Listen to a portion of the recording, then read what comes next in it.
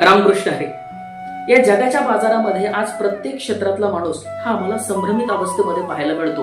मग तो सामाजिक क्षेत्र असू द्यात, राजकीय क्षेत्र असू द्यात, आध्यात्मिक क्षेत्र असू द्यात किंवा शैक्षणिक क्षेत्र असू द्यात, प्रत्येक ठिकाणी असंख्य मार्ग निर्माण झाले आणि असंख्य मार्गांनी घेऊन जाणारी माणसं निर्माण झाली. म्हणून माणसाची संभ्रमित होणारी जी काही अवस्था आहे ना ती साहजिक आहे.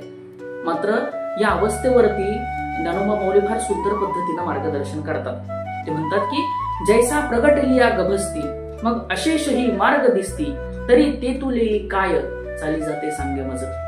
म्हणजे सूर्य ज्यावेळेला उगवतो आणि उगवल्यानंतर अनेक वाटा प्रकाशमान होतात, मग त्या प्रकाशमान झालेल्या प्रत्येक वाटेनं आपण चालत जातो का? नाही. तर कुठली तरी एक वाट आपण निवडतो आणि त्या वाटेनं चालत चालत चालत चालत जाऊन आपण आपल्या ध्येयापर्यंत पोहोचतो. अगदी प्रत्येक क्षेत्रातल्या प्रवासाच्या आरंभी उभ्या असणाऱ्या माणसाला तू एकदा चालता हो.